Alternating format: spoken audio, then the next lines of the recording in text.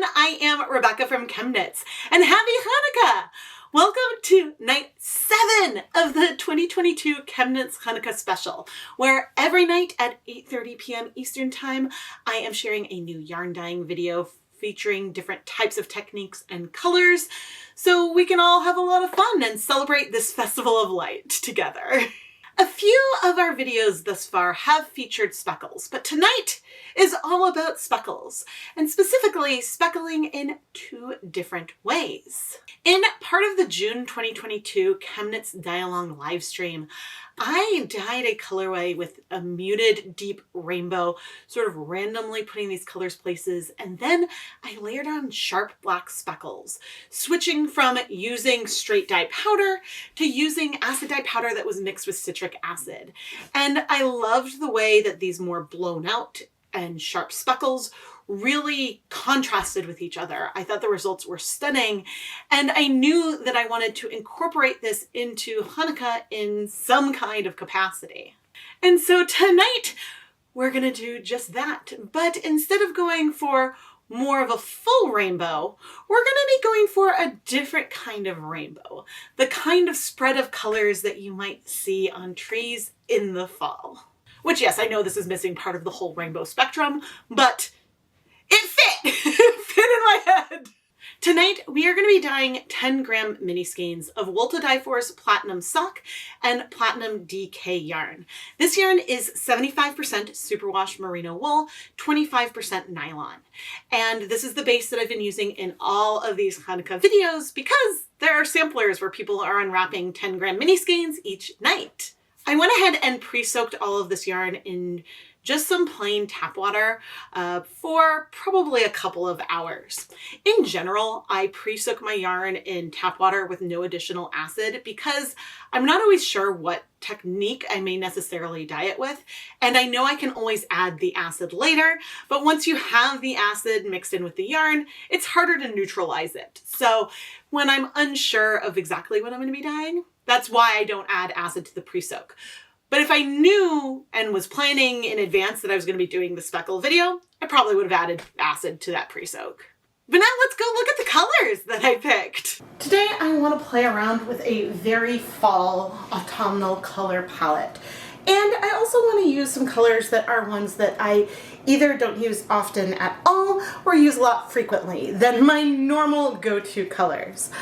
Today we will be using Dharma acid dyes in Oxblood Red, Saffron Spice, Tobacco Leaf, Honey Mustard, and Moss Green. And with these 5 colors, I am going to speckle directly with the dry dye powder. Some of these colors will break, and that is totally fine. I'm excited to see how they play with one another. And depending on what we see on the yarn, there's a chance we might want to pull some other colors in, but this is where we're going to start.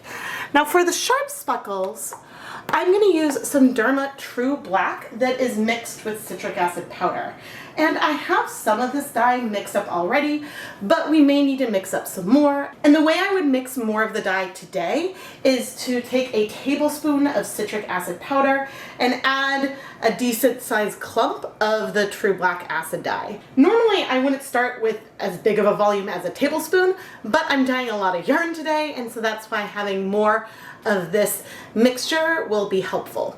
What mixing a dye with citric acid allows us to do is to spread the color out a little bit further and get a little bit less of it on the yarn, but we'll show that in a second. Let's go set up the dye bath. This is a full-size 4-inch deep catering steam pan. And I'm adding some water. It started with 8 cups of water and 4 tablespoons of white vinegar, and I'm gonna add about half of that. So we're gonna have about 2 tablespoons of white vinegar and 4 cups of water. And to our pan, I'm gonna add 200 grams of yarn. So this is 20 of the 10-gram miniskeins, and I happened to grab 1 bundle of the fingering weight and 1 bundle of the DK, just to show a little side by side in one pan. But you can see that this is not the lowest immersion that it could be, but we've got some yarn at the surface. So we will see some spread with the color, but that is okay. And now I'm going to turn on this hot plate so it can start heating up because we want things to be hot and steamy to start the speckling. We're starting to get a little bit of steam, but one thing I like to do with these electric hot plates, especially because the burners are different sizes, is give it a little swap so that way we can help distribute the heat a little bit more. You can also shake things, move the water, things like that can also help a little bit as you're heating it up. We are nice and steamy. I'm gonna swap this around one more time because I don't know, I like to start with the ties away from me.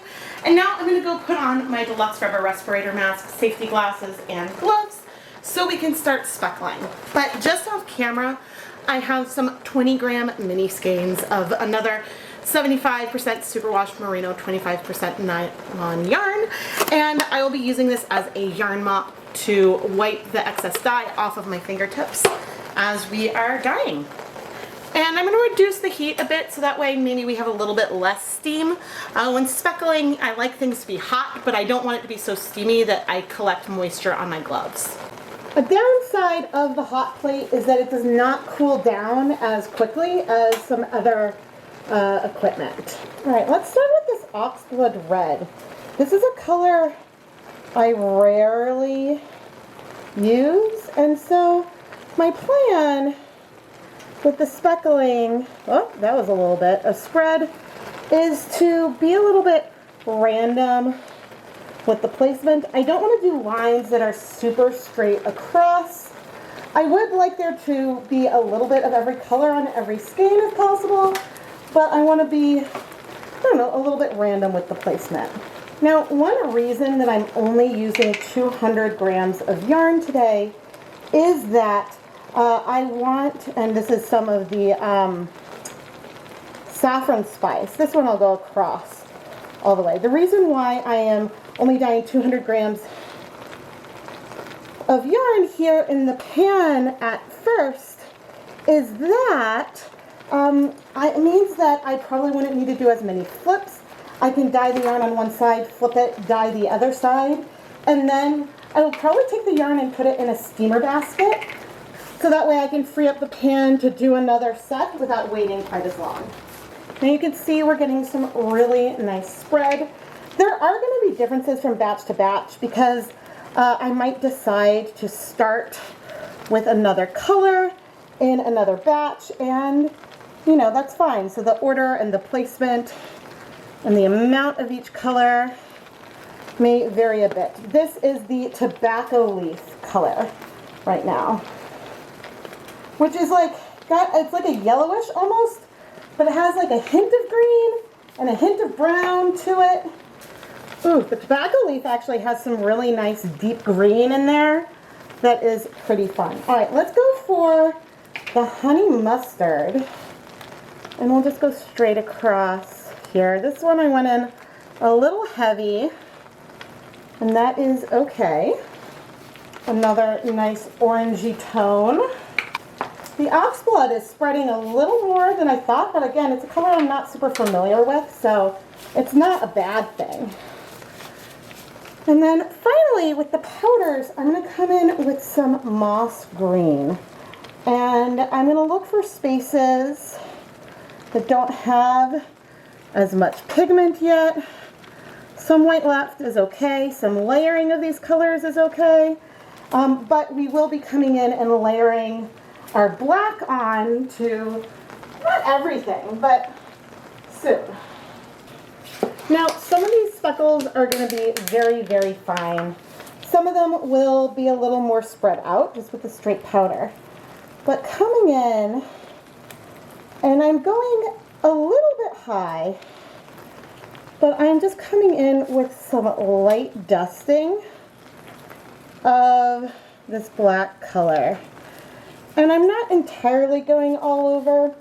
There are some gaps, but I'm going a little bit for gaps, a little bit just for, I don't know, fun. I also could have picked like a deep brown for this. Part of the reason why I did it is because I did have some black ready to go, but also I thought it would be fun to bring at least like one cool color and with all these warm ones. But especially in spots where there is spread and less sharpness, that is a little bit where I am aiming for, but I'm going to zoom you in just a moment. The difference between the two types of speckling is a little bit like sprinkling powdered sugar on with your fingers versus sprinkling salt or sugar sprinkles, something that is a little bit thicker.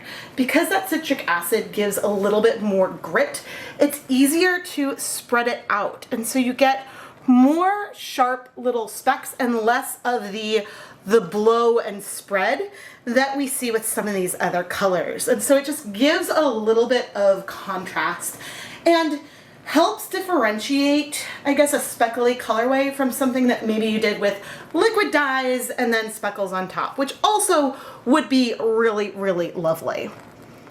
I'll just zoom in a little closer on one of these areas. I'm really happy that I went for, well, it's more of a quote red versus a burgundy or pink. There are a lot of reds in Dharma's line, and I haven't done like a really good comparison of all of them to see what the difference is. Some of them may strike a little faster than others, but certainly what we have here did create a really nice fallish like colorway. The only other real note that I have is that tobacco leaf speckled, where we had bits of green in there, is not that different with speckling to honey mustard, which surprised me a little bit. I think I expected the tobacco leaf to feel a little bit more brown, and it does. The honey mustard is definitely brighter. I would say the tobacco leaf looks like I used honey mustard but put the moss right on top of it, which honestly isn't a bad thing. It works with the colorway, but I did think it maybe would have been a little more brown, but again, I'm really happy with where this colorway is going. And moss also has a lot of different colors in it.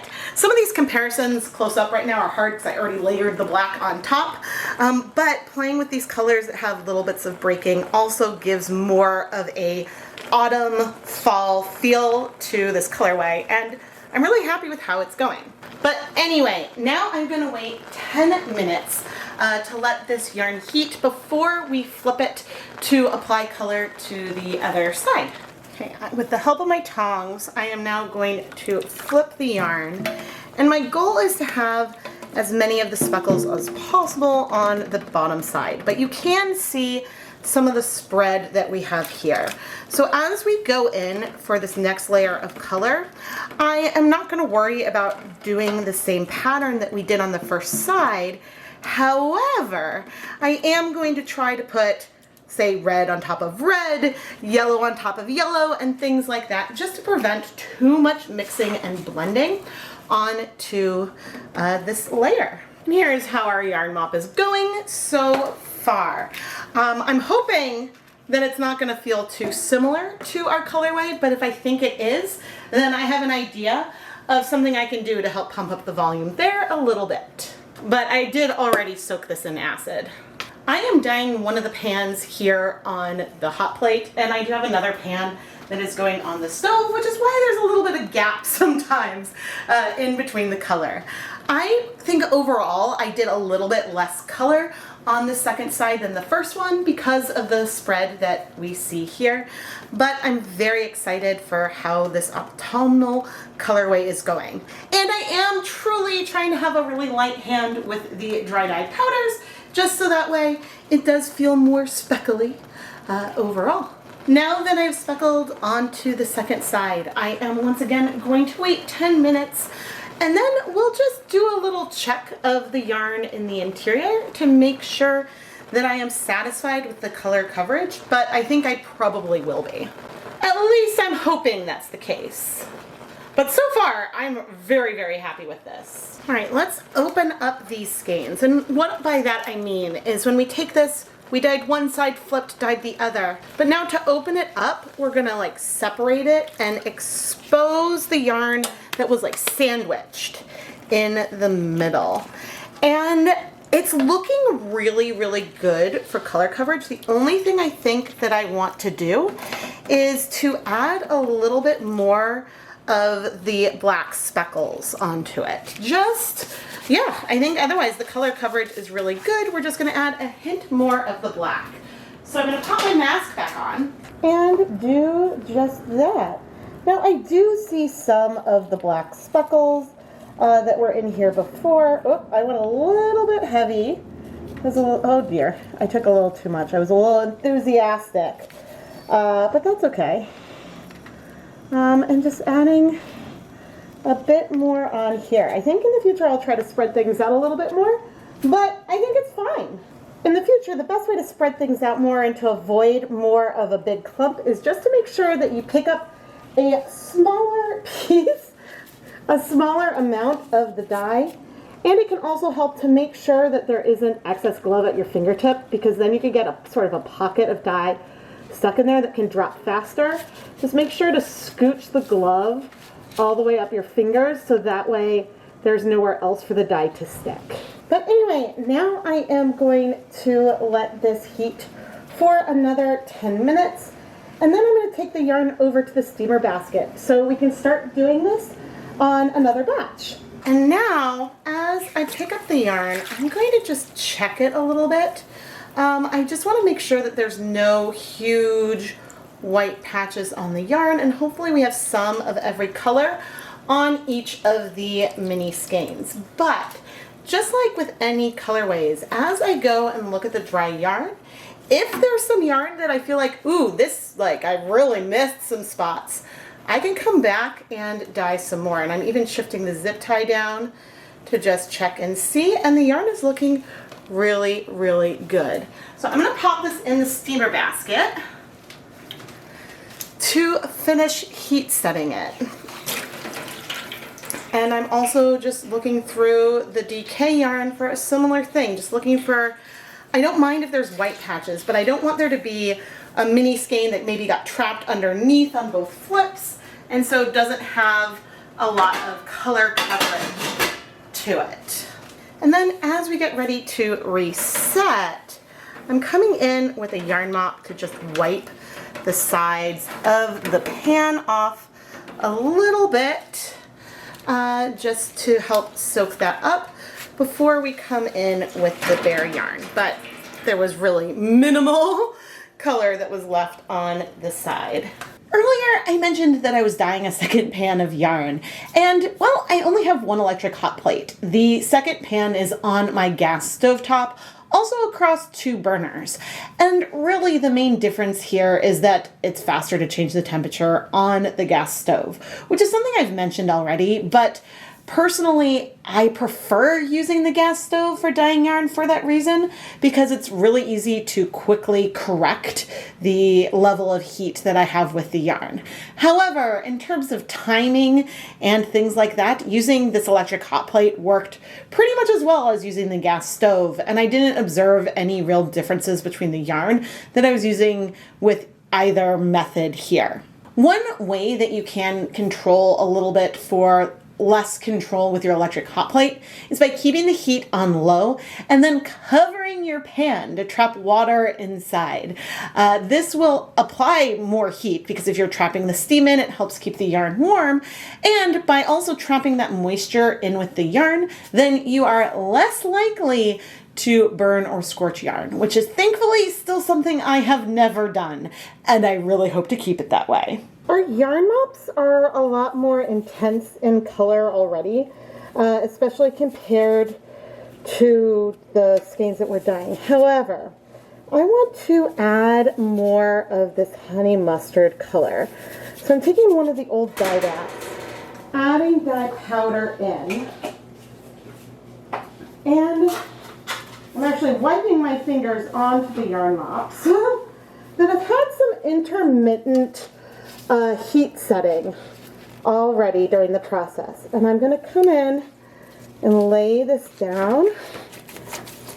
Let's see, I'm just kind of push this color in. We're going to need to add more water, which I will do momentarily. But I wanted to just increase the base color that we have here a bit and kind of push in some yellow to help distinguish this from the speckly colorway. And I'm coming in with more liquid, and I'm drying my gloves off again to bring in more of this honey mustard color. Everything here is very, very cool. So I actually don't know how quickly this color strikes. My goal is not to get speckles here.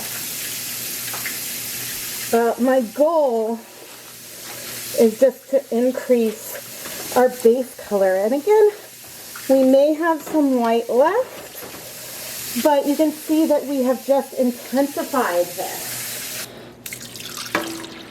This is just some plain tap water.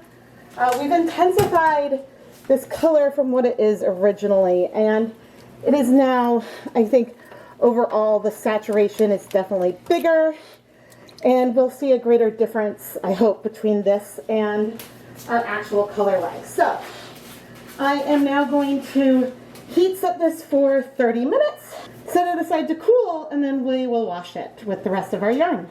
Earlier in this video, I talked about how I would mix up more of our True Black acid dye with citric acid, and I talked about using a tablespoon because I'm dyeing so much yarn. Yeah, I didn't even use this tiny bit that I had here. So 1 tablespoon for this light amount of speckles would have been way too much. Let's wash some of this really pretty speckled yarn. This is a glorious fall colorway, and I know you're watching this in the middle of winter, but at the time of filming it's not yet fall, and so these are getting me really excited for the way the leaves will change. One thing I love about speckling on miniskeins is that when you look at them all together and they shift, you can get a little bit of an idea of what the yarn might do like on a fabric, and so that's, I don't know, just a little fun. I'm going to add some clear dish soap to this rinse bag.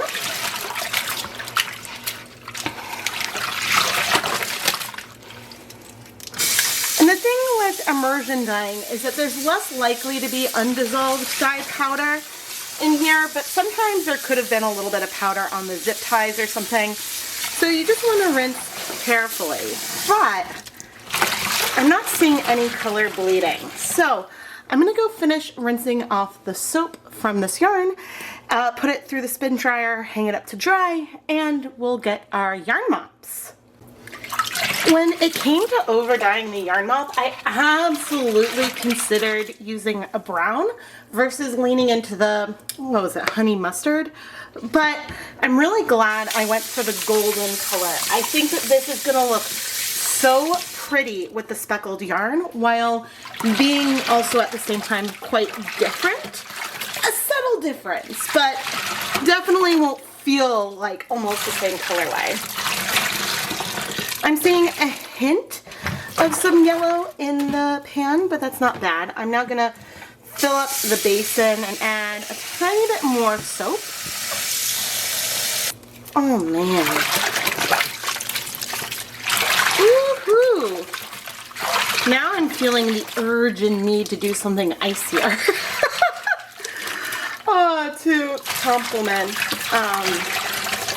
the changing seasons.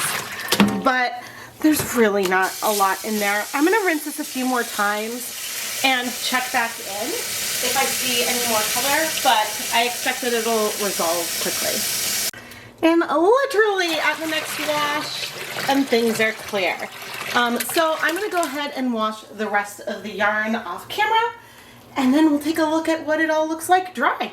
Here is our finished speckled yarn. And from the pullback, you can sort of see we have a tiny bit of some dye lot difference here. Some of the yarn has more of a white background, other has a little bit more spread. This one, at least on one side, has a lot more orange, but it looks like on the other side of that same skein, we have more white there. So things may end up feeling a little more consistent once the minis are twisted. But the speckles themselves, ooh, they are beautiful. I love that we have all of these different hues in there. I love that our more golden yellow looks very different from our orange. I think I was a little nervous they would be a little bit close. Did I use tobacco leaf? I don't remember exactly all the colors I used. There's definitely some in here that broke, but overall it gives a very sort of leafy kind of colorway. I think that this could have worked fine without the sharp black speckles. And I'm still a little undecided if it would have been a little bit better if I had used, say, pecan brown to get sharp little speckles. But I do know that I enjoy the juxtaposition of the tiny little dots over our larger, more splotched speckles. Because once this yarn is worked up, the greens, orange, red, and yellow will each be potentially a stitch or two. It'll be a small patch of color in the bigger scheme of the project. And that's going to be a lot more visible than the little bit of black, but that's just going to add a little more dimension to it. And I'm really, really excited to see how this works up.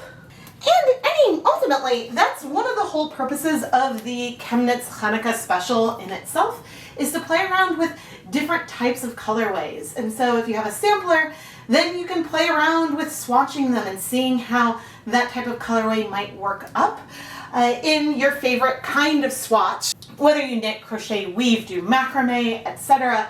So then you can have a better feel of the types of colorways you like to work with the most. I'm going to go and twist up these mini skeins now using my automated skein twister. And while there likely aren't any more ChemKnits Chanukah samplers available in my Etsy shop, my shop is filled with dozens and dozens of skeins of hand-dyed yarn featured in my YouTube videos. And so it's really worth going and checking out my shop. It's a great way to help support the content here.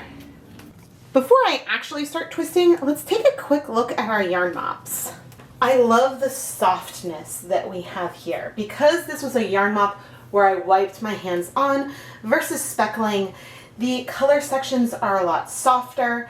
I don't think we really have any speckles in here. There may be a few, but the changes will be softer and a little less abrupt. But also because I overdyed it with that yellow, we have less contrast between all the different colors overall. And so this goes so well with our speckled colorway, and it's just different fun. Some of the dye differences looked a little more obvious when the yarn was untwisted.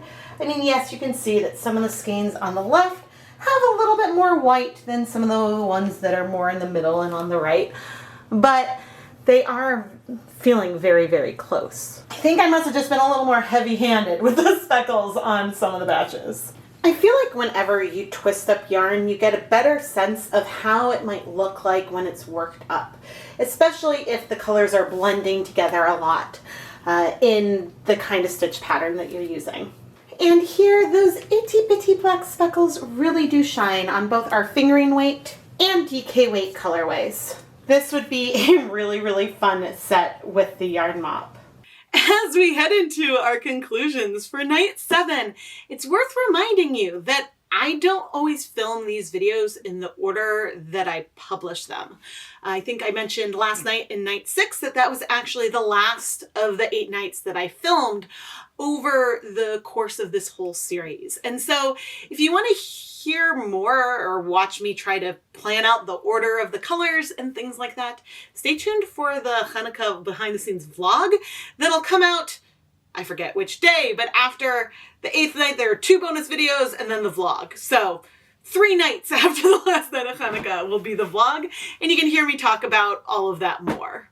Over Chanukah, I do try to do a different type of colorway each night, and tonight, even though it's all about speckles tonight, is actually the 4th of these 8 videos to feature speckles in some capacity. Whether we dye a tonal and then speckle over it, we dye a variegated yarn and add speckles to it, or we do some kind of soft colorway that ends up having speckles because of the way that we did that technique. But tonight, we layered on speckles in 2 different ways in an immersion setup. And you could do this technique with even less water followed by steam setting if you wanted your dry powder speckles to spread out even less. That would be a way to sort of sharpen things a little bit more. But I love the soft spread that we got on these colors. And so it was fun to show how differently things can end up. But it's funny because I think overall, speckles can mean different things to different dyers, and different dyers may have different approaches, whether they like to use citric acid or they like to use a shaker or their fingers. Dyers have their own techniques in the way they like to play with it. And I find that the more I try to speckle yarn, the more I grow and the more I can kind of get the types of results I am looking for. With an asterisk, because sometimes when you are speckling yarn and that is your goal, if you're using a dye color that you haven't used as often, which was one of my goals tonight, if you're using a dye color you're less familiar with, you may not know how much it might spread or not. And so the more you play with different colors, the more you start to understand these colors will break with speckling. These don't strike quickly, so they won't end up with sharp speckles. If I want those speckles sharper, I should use citric acid in some kind of countertop technique, etc. But those are the things that you start to learn with experience, and the more you play with color, the more you learn. And that's one of my favorite things about creating videos here on YouTube, is that I am constantly trying variations on techniques and discovering the things that I love to do the most, things that I consider hard, but the more times I try them, the more I like them, and just trying to put my own spin ultimately on this beautiful craft that is really the first, okay, I guess spinning might be the first step, but really is one of the first steps into creating a finished garment, adding the color to the yarn that then will be transformed into something else again. And the whole thing is so beautiful. So please subscribe, turn on notifications so you don't miss any of my videos. I truly am passionate about this whole process and making yarn dyeing feel accessible and approachable. Because even if you're not interested in hand dyeing yarn yourself, hopefully you are interested in value the process by which independent artists like myself create colorways. There are a lot of ways that you can support ChemKnits. Subscribing is the biggest one. I do have a Patreon where you can get some really fun perks, such as voting in the direction of the Dye Pop PS series. You can make me film videos that sometimes were not high up on my list.